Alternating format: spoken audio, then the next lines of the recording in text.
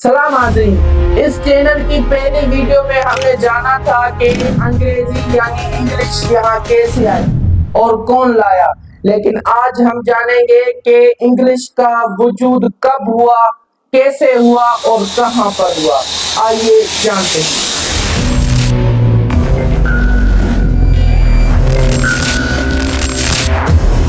कहानी शुरू होती है 6200 बीसी में।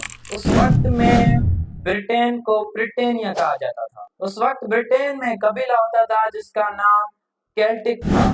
ये लोग अपनी जुबान यानी केल्टिक बोला करते थे। ये कबीला कई सालों से यहाँ पर आबाद था, लेकिन रोमन एम्पायर जब यहाँ पर ताकतवर होती है तो कबीले केल्टिक पर हमला करते। हमले के बाद रोमन एम्पायर ने ब्रिटेनिया को ब्रिटेनिया कहना शुरू कर दिया। क्योंकि रोमन लैटिन बोला करते थे तो यहाँ पर भी उन्होंने लैटिन राइज कर दी। केल्टिक कबीला रोमन की हुकूमत में था तो इसलिए उन्होंने लैटिन लैंग्वेज सीखना पड़ गया।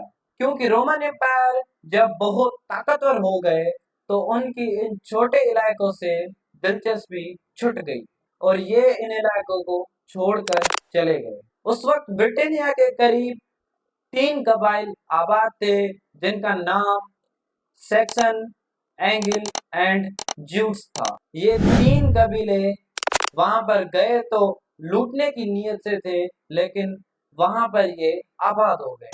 ये जब तीनों कबीले वहां पर गए तो केल्टिक जुबान को नजरअंदाज करके अपनी जबान एंग्लो सैक्सन राइज कर दी। ये जब तीनों कबीले वहां पर गए तो केल्टिक जुबान को खत्म कर दिया और अपनी जुबान वहां पर राइज कर दी जिसका नाम था एंग्लो सैक्सन।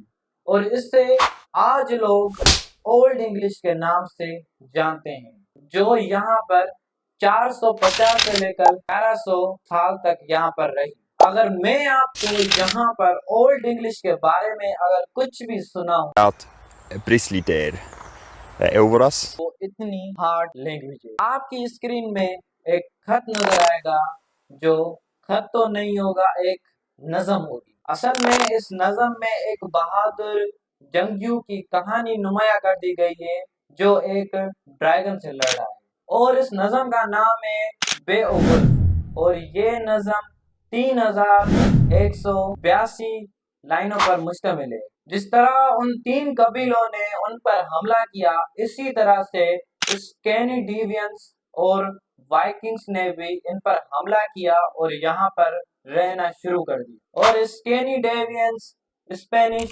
लैटिन और फ्रेंच जुबान लेके आए और वाइकिंग ओल्ड नॉर्स लेके आए। इन सब जुबानों को मिलाकर एक जुबान बनी जिसका नाम था एंग्लो सैक्सन, फिर उसके बाद एंग्लिश और उसके बाद इंग्लिश और फिर जो लास्ट में इंग्लिश का नाम दिया गया। उस वक्त में ही आज के इंग्लैंड को एंगिल्स लैंड कहा जाता था और यही एंगिल्स लैंड आगे जाकर इंग्लिश लैंड यानी इंग्लैंड बन गया। अगर हम इंग्लिश को जर्मनिक लैंग्वेज कहें तो वो गलत नहीं होगा।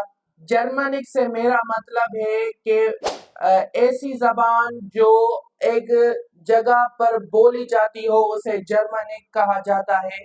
ये उस जर्मन से कोई ताल्लुक नहीं रखता। इंग्लिश में 29% लैटिन, 29% फ्रेंच, 26% जर्मन और 6% ग्रीक, 2 से 3 हजार अल्फाज इसमें ओल्ड नोट्स के आते हैं जो आज तक हम इस्तेमाल करते हैं। अगर हम इस परसेंटेज को मिलाएं तो 90% तो इंग्लिश दूसरी जबानों से बनी है और 10% इस पर अपने अल्फाज हैं जो किसने दिए थे वो हम आगे आपको बताएंगे। अगर हम आज की इंग्लिश को देखें जिसे मॉडर्न इंग्लिश कहा जाता है तो हम उसमें ओल्ड नोट से तकरीबन 2 से 3 हजार अल्फाज इस्तेमाल करते हैं। मिसाल तौर पर मैं अगर पेश करूं, एग, रेंडियर और डस्ट, ये आम अल्फाज जो है हम अपनी जिंदगी में इस्तेमाल करते हैं, लेकिन ये अंग्रेजी जबान के नहीं है, ये ओल्ड नोट से लिए गए हैं। अगर हम फ्रेंच जबान को देखें तो पिग,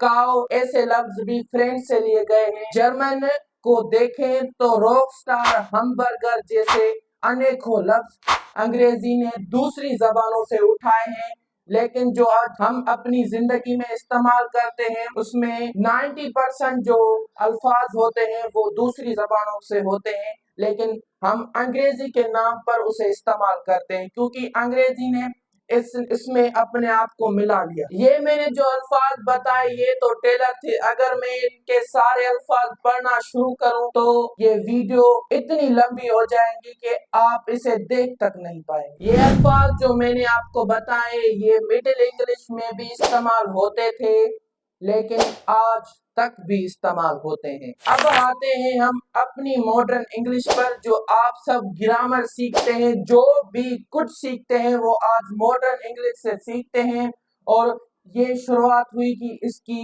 1500 के आसपास। आपके लिए अगर मैं शॉकिंग बात बताऊं, अगर हम मॉडर्न इंग्लिश को देखें तो फादर ऑफ मॉडर्न इंग्लिश या इंग्लिश को शेक्सपियर कहा जाता है, क्योंकि इंग्लिश ने इसलिए इसे फादर किया है क्योंकि इसने अपने अल्फाज जो इजाद किए हैं वो इंग्लिश को दिए थे, इसलिए इसे इंग्लिश सलाम करती है। शेक्सपियर ने 1700 के आसपास अल्फाज और फ्रेजेस दिए थे इंग्लिश को। अगर हम शेक्सपियर को देखें तो उसने बहुत बड़े अल्फाज अंग्रेजी को दिए हैं, इसलिए अंग्रेजी से फादर ऑफ इंग्लिश कहती है। मिसाल तौर पर इसने कौन से अल्फाज दिए थे?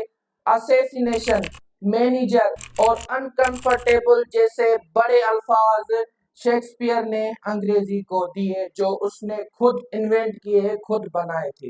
इस वीडियो में फिलहाल इतना ही। अगली वीडियो में हम बताएंगे कि इंग्लिश ग्लोबल लैंग्वेज कैसे बनी, और जब ब्रिटिश इंडिया का खात्मा हुआ तो अंग्रेजी भी चली जानी चाहिए थी, लेकिन वो यहाँ पर क्यों रह गई। हमारी वीडियो बनाने का मकसद ये है कि आपको बैक स्टोरी बताएं कि यहाँ पर इंग्लिश कैसे आई, और आपको जो है थोड़ा सा इंतजार करना पड़ेगा पार्ट 2 के लिए।